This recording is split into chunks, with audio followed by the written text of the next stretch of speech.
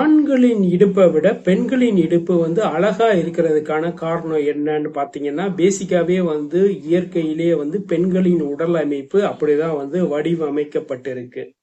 அழகுன்றது வந்து காலம் காலமா வந்து அது வந்து என்னன்னா, ஒரு ஆதிவாசியா இருந்தப்ப வந்து இந்த அழகுன்ற சொல்லே வந்ததில்ல. ஸோ ஒவ்வொரு டெக்னாலஜி எல்லாமே அந்த காலங்கள் மாறுது. டெக்னாலஜி உள்ள வர்றப்ப அந்த பேசிக்கா வந்து அழகுன்ற விஷயம் வந்து என்னைக்கு வந்து என்னன்னா நாணயங்கள் வந்து உள்ள வர ஆரம்பிக்குதோ அப்பயே வந்து எல்லா விஷயங்களும் வந்து மாற ஆரம்பிக்குது. ஸோ இடைப்பட்ட வந்த சொல்லுதான் அழகு. ஒரிஜினலா வந்து ஆண்களும் அழகுதான், பெண்களும் அழகுதான். ஸோ பொருட்கள் வந்து உருவாகுது ஆண்களுக்காக வந்து பெருசா வந்து உருவாகுறது இல்லை. ஸோ பெண்களுக்காக தான் வந்து பெரும்பாலான படைப்புகள் வந்து உருவாச்சு. பின்னாடி வந்து ஆண்களுக்கு வந்து சில படைப்புகள் வந்து உருவாச்சு. இந்த அழகுன்றது வந்து பாத்தீங்கன்னா பெண்களுடைய இடுப்பை பத்தி நீங்க சொல்லணும்னா, பேசிக்கா வந்து இயற்கையாகவே வந்து ஆண்களின் இடுப்பு வந்து வேற சைஸ்ல இருக்கும், பெண்களின் இடுப்பு வந்து ஒரு மெலிசா இருக்கும், ஆனா வளைஞ்சு இருக்கும்.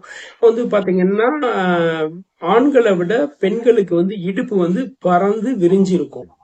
பெண்கள் வந்து பாத்தீங்கன்னா குழந்தை வந்து பிறக்கிறது வந்து பாத்தீங்கன்னா எப்படி வந்து பாத்தீங்கன்னா பெண்ணின் வயிற்றுல இருந்து வெளியில வந்து குழந்தை வர்றப்ப வந்து பாத்தீங்கன்னா சில பேர் ட்வின்ஸ் பிறப்பாங்க, ட்ரிபிள்ஸ் எல்லாம் இருக்கு. ஸோ அப்போ வந்து பெண்களுடைய உடல் அமைப்பு வந்து என்னன்னா இயற்கை அதுக்கேத்தாப்லயே வந்து உருவாக்கி இருக்கு.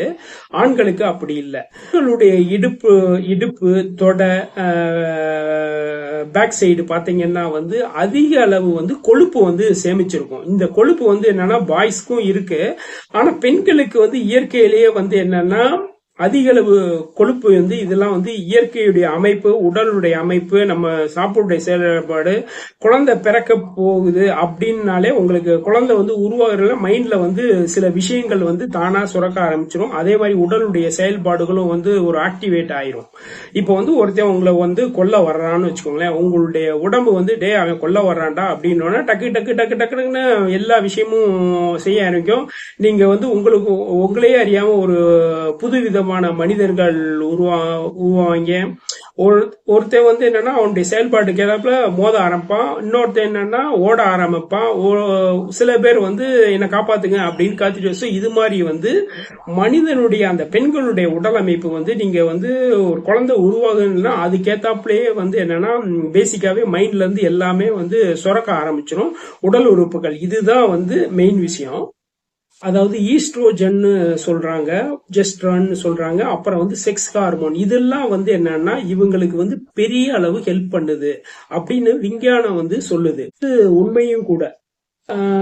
பெண்களுடைய வந்து அந்த ஃபேஷன் ஷோலாம் பாத்தீங்கன்னா பெண்களுடைய இடுப்பு வந்து இப்படி அப்படின்னு நடந்து போவாங்க. ஸோ அதுக்கு தான் வந்து பயன்படுது. பின்னாடி வந்து சினிமால வந்து பெண்ணுடைய இடுப்பை பத்தி தவறா வந்து காட்டப்படுது. அது வந்து ஒரு பிசினஸ் உத்திக்காக வந்து காட்டப்பட்டது. ஸோ இது வந்து ஹாலிவுட்லயும் சரி எல்லா இடத்துலயும் சரி வந்து பெண்கள் வந்து ஒரு அழகு பொருளா மட்டும்தான் வந்து பார்க்கப்பட்டது.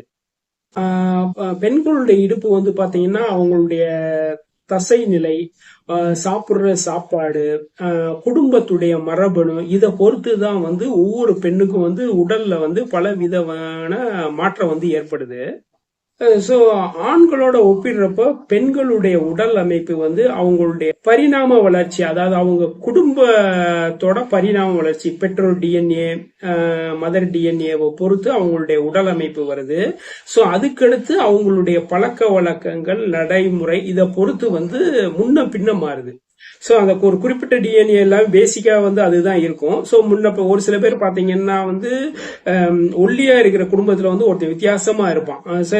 மேக்சிமம் வந்து என்னன்னா ஒல்லியா தான் இருக்கிறதுக்கான விஷயம் இருக்கும், ஆனா என்னன்னா இடையில வந்து அவன் சாப்பிடுற சாப்பாடு, அவனுக்கு சேர்ற நண்பர்கள், இதை பொறுத்துலாம் மாறும்.